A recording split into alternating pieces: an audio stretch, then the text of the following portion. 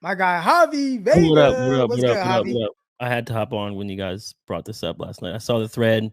Everyone's going crazy on the thread. It's like it's just Jimmy, man. It's Jimmy. We've had this conversation. It's just Jimmy. It's just Jimmy. Now, when you say just Jimmy, explain that to, for some people, because I think sometimes if you come off as saying, "Oh, it's just Jimmy," I think people are going to say, "Well, I'm are a you hater. saying that he's trash?" So, kind of, what are your Yeah, thoughts on Jimmy Garoppolo, just purely as a quarterback? he's to me he's the middle of the pack, but like that lower part of the middle. So it's like I always have him in 16 to 18 range, right? It's 16 is halfway through 32, so he's middle. So 16 to 18 is kind of where he fits in. He's super reliant on the run. He doesn't throw the ball past 20 yards. I mean, I know people are all hyped up over the last two games, but he hasn't completed one pass over 20, right? Everything has been under 10, under 15, and you get all the yak yards after that. So that's kind of how the offense is designed. Me and you had this conversation Hold on, real quick. And when you say design, it is designed for him, for him. right? Correct. Gotcha. Yeah. Yeah, I mean, I was thinking about this before we hopped on. I was like, when we look at the other quarterbacks who are running this offense, it's like Aaron Rodgers and LaFleur, or just Aaron Rodgers is more highlighted than LaFleur is, right? Then you look at Stafford and McVay; those two are kind of highlighted together. And then it's Kyle and Jimmy, but it's really more like we're highlighting Kyle. And that's kind of the issue. You know what I mean? You want your quarterback to not be the third or fourth guy of a level of importance on your team. You know what I mean? Like it's Kyle and it's Kittle, and then you got Fred, and then you get to like 6, 7, 8 players down, and then Jimmy's right here. You know what I mean? That's when you're paying a guy the way they're paying him. I mean, the problem with the fan base, and I think it's just for the universe of Twitter. You know what I mean? It's either you're on one side or you're on the other. But if you're in the middle, like you and I, it's just like you're viewed as a hater if you say anything negative or if you say anything positive.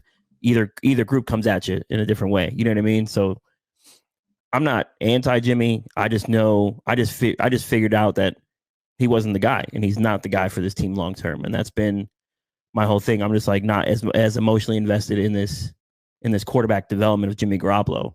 You know what I mean? Going forward, it just doesn't make sense for me to be like, oh yeah, let's go Jimmy, yay!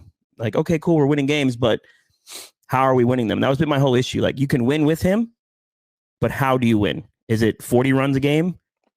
Is it 30? Are you going to ask him to throw 25 times, 30 times, 40 times? You're not. And the recipe for success is what we've seen: 30 runs, 20, 25 passes, and that's 2019 too, and they're doing it again this year. It's 40, 44, and then 42. That's not sustainable. You're going to need more from your quarterback. So, where do you think the narrative comes from the outside, right? Because this isn't like a new thing. And real quick, shout out to my mama. My mama's in the chat. Always got to show her love. Good morning, mama. So, Morning, Mom.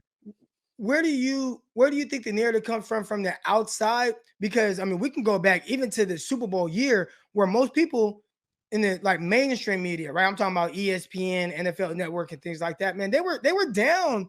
They were down on Jimmy Garoppolo, right? Remember, a lot of people were trying to trade him that offseason. Who's better, Jimmy? Would you take Jimmy or Dak Prescott? And talking about trading him and contracts and I mean, I felt like every time I turned the TV on, it was someone trying to replace Jimmy Garoppolo. And I even remember being a fan and being like, dang, like, why are they always on Jimmy so tough? Like, he's a guy who just came off of a season. Obviously, he was a quarterback of the team in the Super Bowl. And my thing was never that Jimmy played amazing, but it was just like, okay, like, let's see what the next step is. Like, there was always that hope that there was more, but I feel like a lot of other people were really quick to write him off. And right now, I'm not going to say that they were right to write him off, but I do think they were more right on maybe what he was and what he isn't. But where do you think kind of maybe some of that narrative came from? Because they've been pushing it for a couple years now. I mean, where does that narrative come from? It's got to come from someone within inside the building, right? That's got to come from the Niners directly.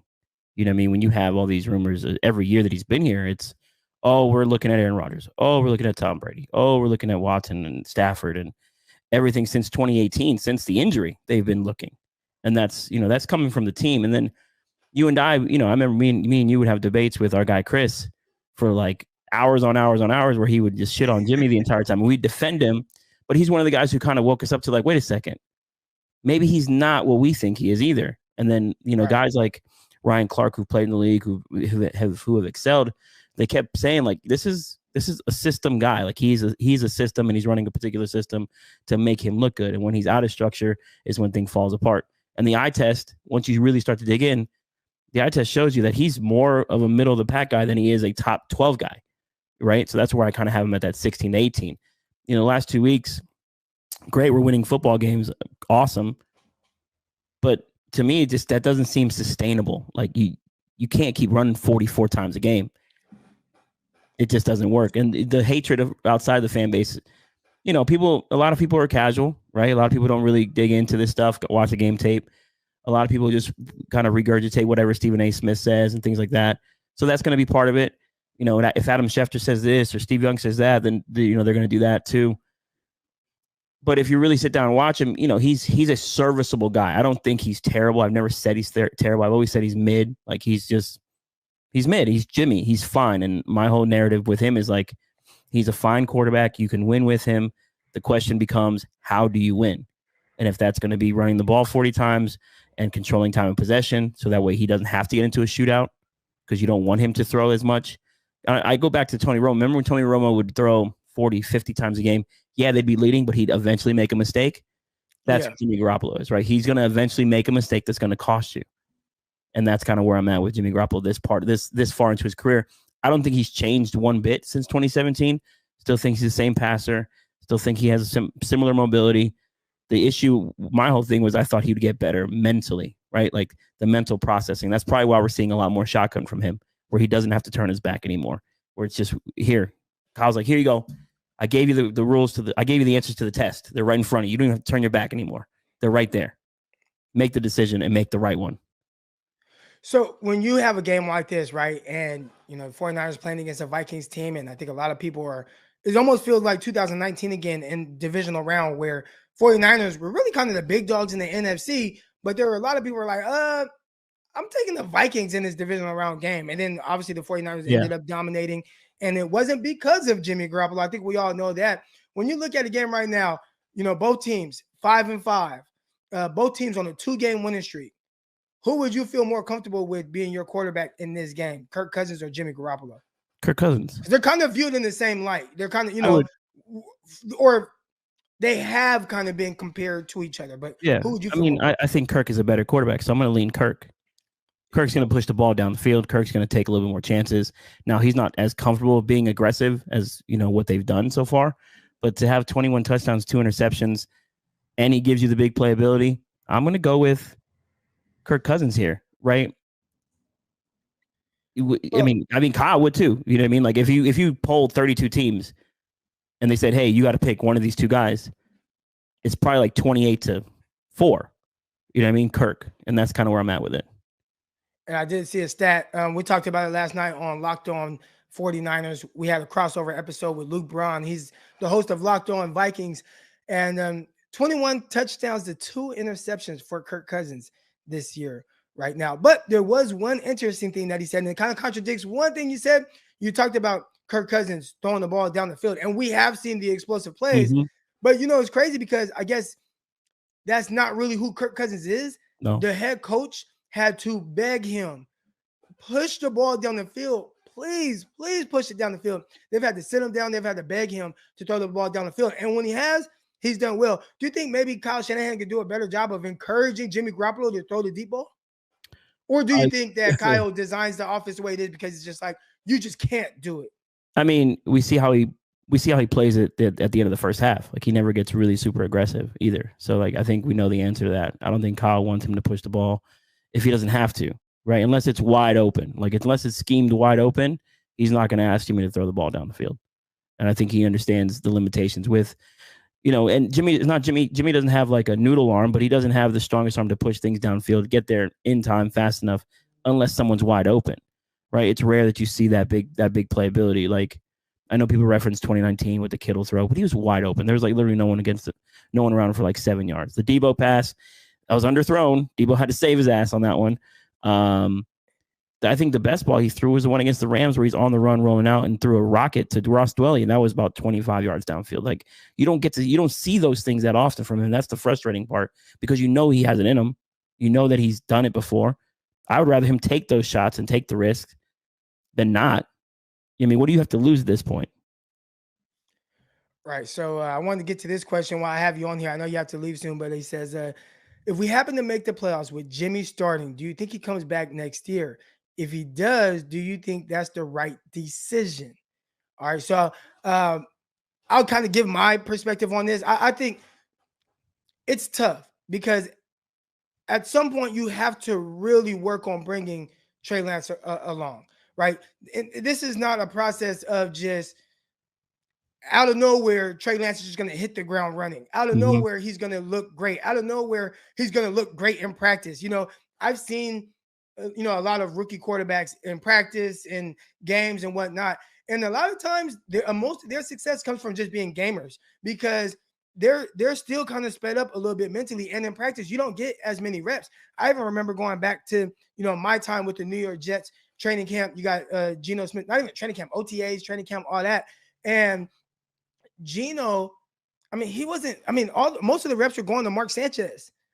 So Geno would come in, and if Geno messes up on, I don't know, let's say two throws that are really ugly, but he only has, maybe 4 throws in that drill as opposed to the 10 that Mark Sanchez gets, or stuff like that. Like, it's hard to bring a rookie along that way because there's just no chance for him to really get his mistakes out. And I think a lot of things as a rookie, a lot of it is you have to get those mistakes out to learn from them. And a lot of times it's not going to be pretty. Then you have to learn to work through that. Right.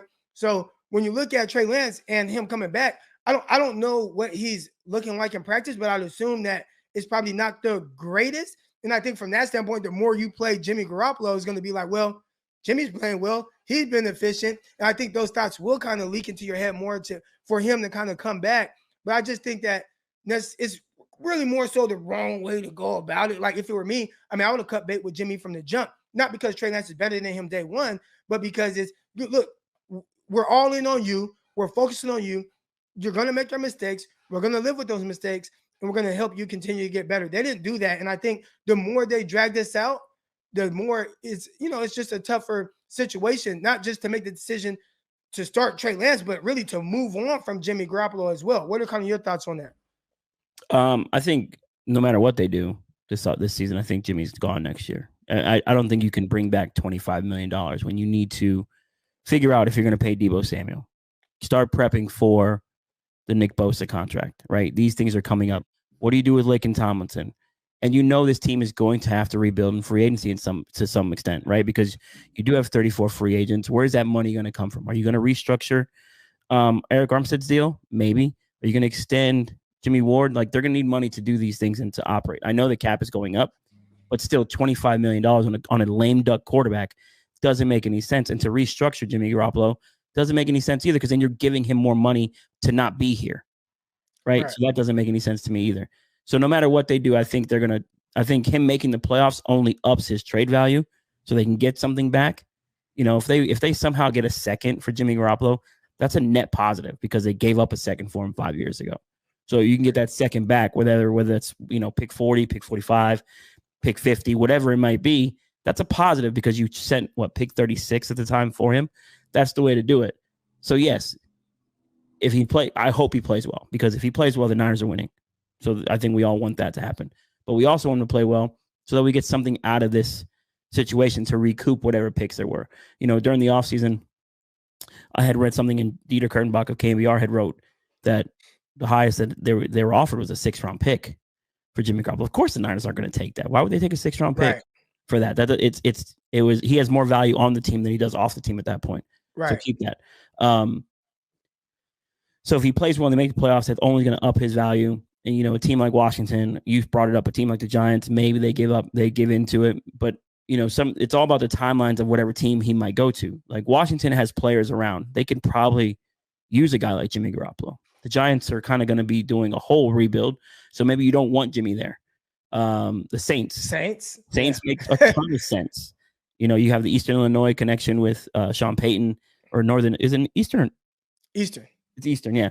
Eastern with Sean Payton and Jimmy Garoppolo. So they have that connection, and they have the playmakers around to kind of mask and hide Jimmy's deficiencies, right? Watch him go down to New Orleans and start chucking the ball everywhere, because Sean Payton, actually likes his guys and lets them throw everywhere. Saints make a ton of sense. Washington makes a ton of sense. I don't know about the Steelers. I'm from Pennsylvania, bro.